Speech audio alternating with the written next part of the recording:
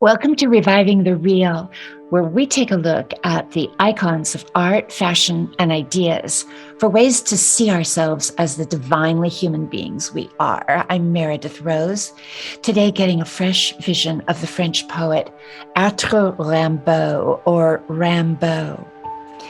In this photo of Rimbaud, he is 17. It's in 1871 when he was writing poems to describe the inner visions that he was having. He looks as though he has daggers in his eyes and he's cutting to pieces everything in his path. For some lovers of poetry, Rimbaud has a reputation. Wasn't he a mouthy delinquent or an addict? And some poetry critics have boxed Rimbaud up as a brilliant but callow youth flaunting his intellect, who ruined himself before blossoming into his true humanity. And because of his passion with the poet Paul Verlaine and many others, he's been seen primarily as a libertine, such as Casanova a century before, or the Marquis de Sade, or as a rebel against the church. But those critics miss the iridescence, the high ground of the self-taught spiritualist who wrote lines that could never be faked by a phony degenerate. Here's some lines of Rimbaud.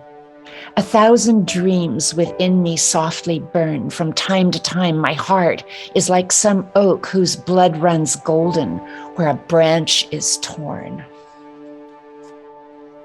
Rimbaud, the young schoolboy growing up in northeastern provincial France, was a prize student in Greek and Latin and French literature, and he studied the Bible daily with his devout mother.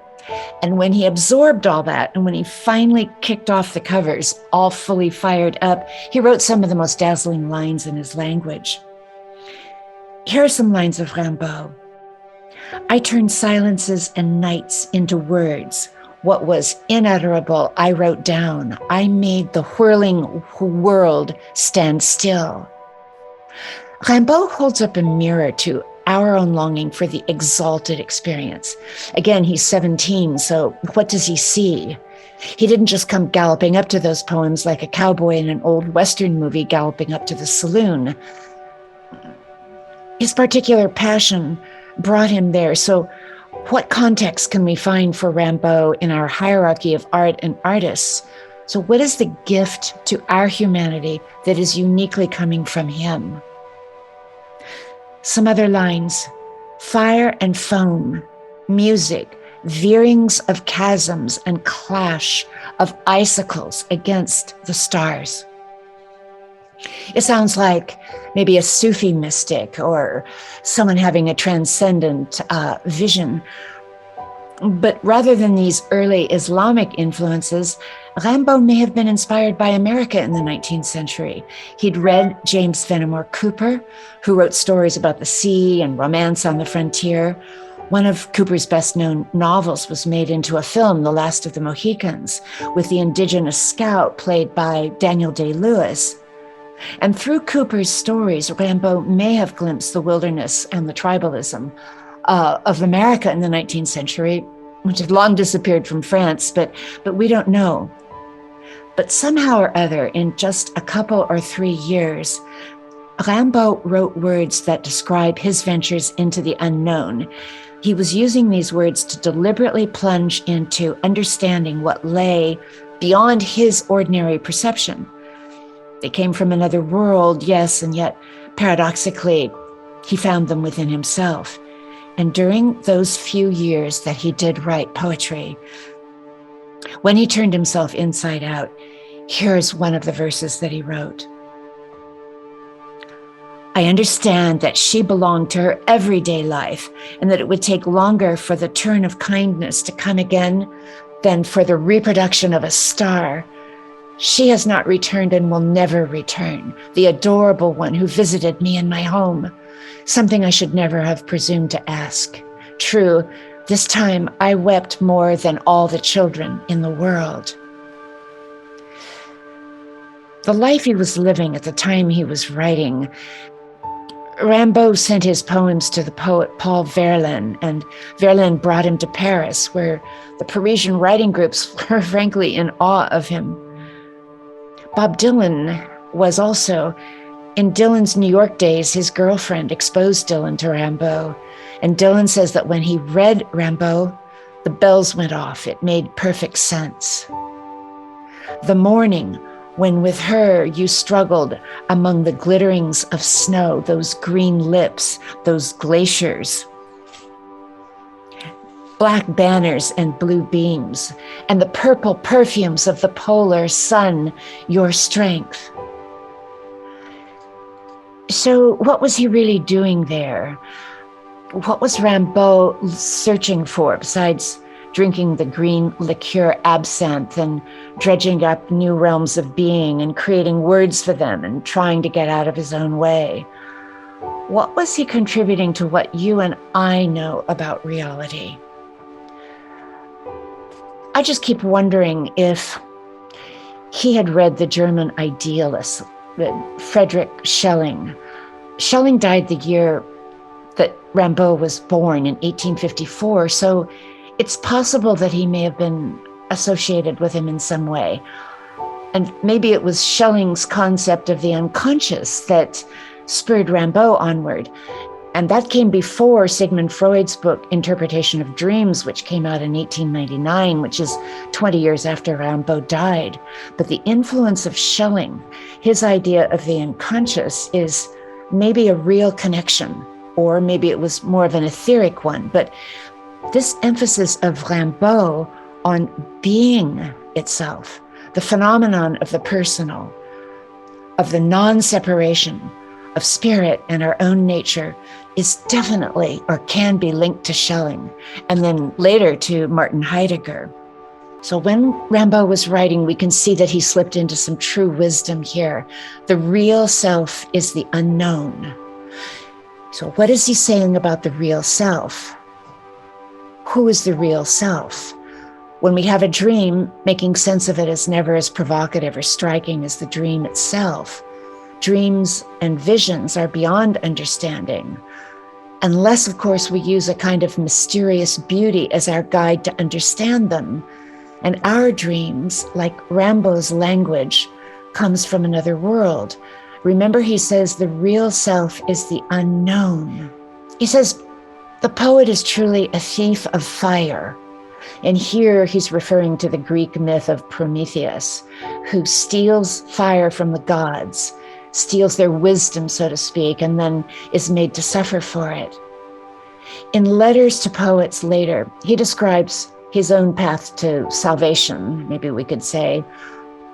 And it's one that today's New Age mystics could take inspiration from, because it's really rigorous. He says, the poet makes himself a visionary through a long, prodigious, and rational disordering of all the senses.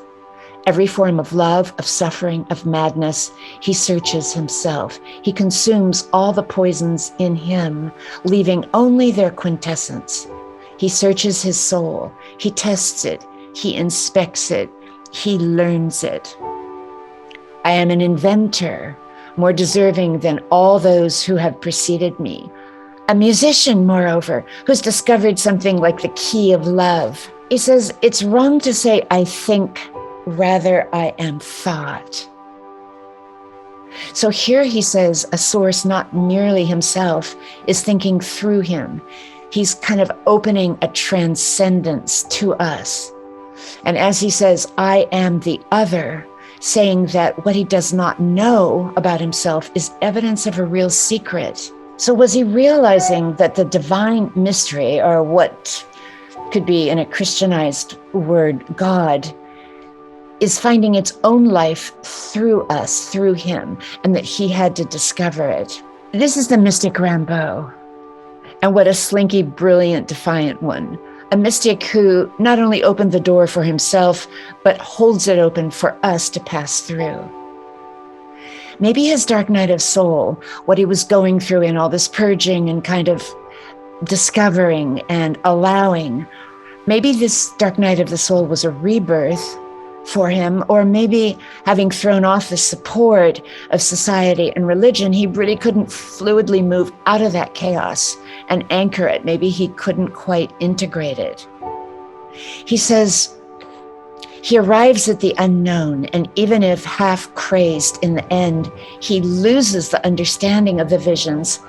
He has seen them. Abruptly at 21, he no longer used poetry to open that door into the unknown, or the unconscious, as Carl Jung would later call it. He no longer used words to crisscross between his psychic realm and his spiritual ones. He just stopped writing poetry. He'd already, by himself and with Verlaine, gone from Paris to London and Brussels and Stuttgart. He'd crossed the Alps on foot by himself. He and Verlaine had had, to put it mildly, intense swings of inspiration and clashing. And after Verlaine shot him in the wrist in one of their furious reconciliations, he plunged into Africa. He went way out into the fringes of French colonialism. He lived in Aden, Yemen, and then in Haran, Ethiopia. He was running guns with tribal lords and trading coffee. And he became fatally ill, and he went back to France and underwent amputation of his right leg. And on his way back to Haran, he collapsed in Marseille. And attended by his sister Isabel, he passed out of the physical world in death in his 37th year. And here's one of his most sacred requests, lines that I've held close to me all my life since I first read them. And when I read these lines, I was at the very age that Rimbaud was when he quit writing poetry. My eternal soul, redeem your promise in spite of the night alone and the day on fire. And as he so achingly says, I alone have the keys to this savage sideshow. Well, that's just a brief look at Rimbaud, and I pose to you the question, what was Rimbaud actually doing? I hope you enjoyed it as much as I enjoyed living in his words.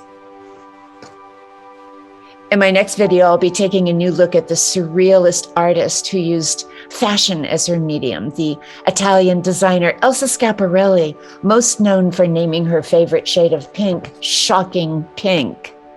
Well, that was in the 30s, and of course, nothing really shocks us now. Thanks for joining me.